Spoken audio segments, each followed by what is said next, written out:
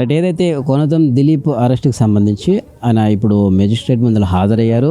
ఇప్పుడు విడుదల కూడా కావడం జరిగింది, అంటే పోలీసులు వదిలేయడం కూడా జరిగింది. అయితే ఈ ఓవరాల్గా ఎపిసోడ్లో ఏంటి అసలు ఏం జరిగింది అనేది మనం తెలుసుకుందాం. మనతో పాటు బీఆర్ఎస్ లీగల్ టీంకి సంబంధించి జకుల లక్ష్మణ్ ఉన్నారు, ఆయన తరపు వచ్చారు.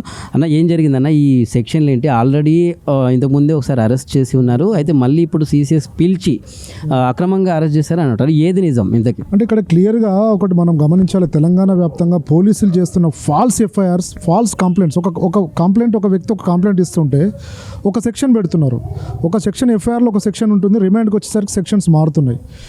ఇదే కేసులో 2317 అనే సెక్షన్లో గౌతమ్ గౌడ్ని అరెస్ట్ చేశారు. That is illegal. సేమ్ ఇష్యూలో 4 ఎఫ్ఐఆర్లు అయినాయి. 3 ఎఫ్ఐఆర్లో గౌతమ్ గౌడ్కి మేము హైకోర్టు నుంచి స్టేలు తీసుకున్నాం. అసలు ఇష్యూ ఏంటంటే రైతు తన ఆవేదనని చెప్తుంటాడు తెలంగాణ ప్రజలకి, మాకు రైతు బీమా రావట్లేదు, రైతు బంధు రావట్లేదు, రైతులను పట్టించుకునే నాదులు లేడు, కేసీఆర్ గారు రావాలని ఒక వీడియో చేయడం జరిగింది. ఆ వీడియో షేర్ చేసిండ్రు అనేది అలిగేషన్ మెయిన్ ఈ కేసులో. అది గౌతమ్ గౌడ్ని అరెస్ట్ చేసిండ్రు. ఆల్రెడీ అందులో కూడా తన కండిషన్స్ ఫాలో అవుతున్నారు. దానికి దిలీప్ గారికి, ఆ క్రైమ్కి దిలీప్ గారికి సంబంధం లేదు.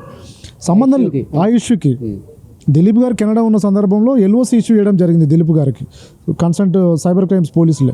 ఆ ఎల్ఓసిని మేము ఛాలెంజ్ చేస్తూ హైకోర్టులో రిట్ పిటిషన్ మూవ్ చేసిన సందర్భంలో మీరు ఇండియా వచ్చిన తర్వాత 1 వీక్లో కన్సర్ట్ ఎస్హెచ్ఓ ముందు మీరు అపియర్ కావాలంటే తను మొన్న రీసెంట్గా 3 days బ్యాక్ ఎస్హెచ్ఓకి దగ్గరికి వెళ్ళారు. అప్పుడు ఎస్హెచ్ఓ గారు లేరు. మళ్ళీ ఈరోజు వెళ్ళడం జరిగింది. Respect of the high court order.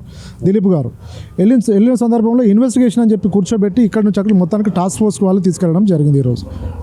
అయితే ఇప్పుడు టాస్క్ ఫోర్స్ సంబంధించి వీళ్ళు ఆయనను అదుపులోకి తీసుకున్నాక ఇప్పుడు మెజిస్ట్రేట్ ముందు హాజరుపరిచారు ఇంటి దగ్గర కాబట్టి.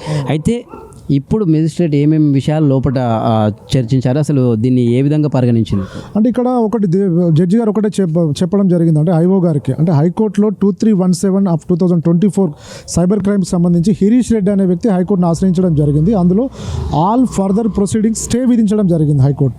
ఆ క్రైమ్కి సంబంధించి స్టే ఉన్నప్పుడు మీరు ఏ విధంగా తనను రిమాండ్ చేసుకొచ్చారు అనేది క్లియర్గా జడ్జి గారు ఐఓ గారిని అడగడం జరిగింది. అంటే ఆ విషయం మాకు తెలియదు అనే ప్రస్తావన రావడం జరిగింది. అంటే రిటర్న్గా మెన్షన్ చేయలేదు, తెలియదు.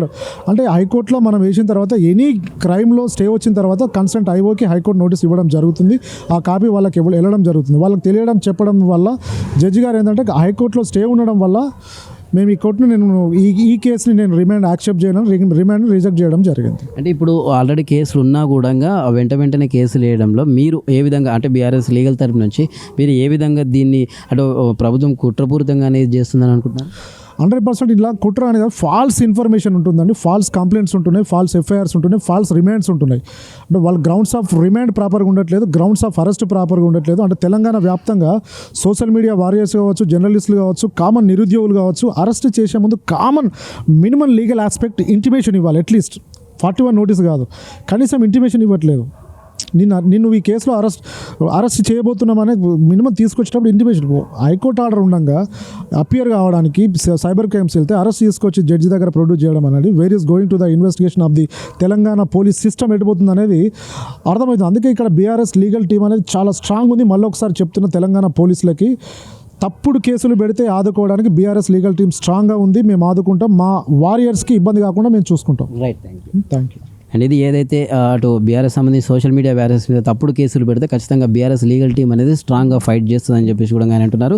ఇవన్నీ కూడా అది కొనడం దిలీప్ మీద ఏదైతే పెట్టారో పోలీసులు టాస్క్ ఫోర్స్ సంబంధించి అదుపులో తీసుకునేది అన్నీ కూడా ఫాల్స్ అలిగేషన్స్, ఫాల్స్ కేసెస్ అని చెప్పేసి కూడా ఆయన చెప్తున్నారు. వీడియో జర్నలిస్ట్ గోవింద్తో రమేష్, ఆద్య టీవీ, హైదరాబాద్.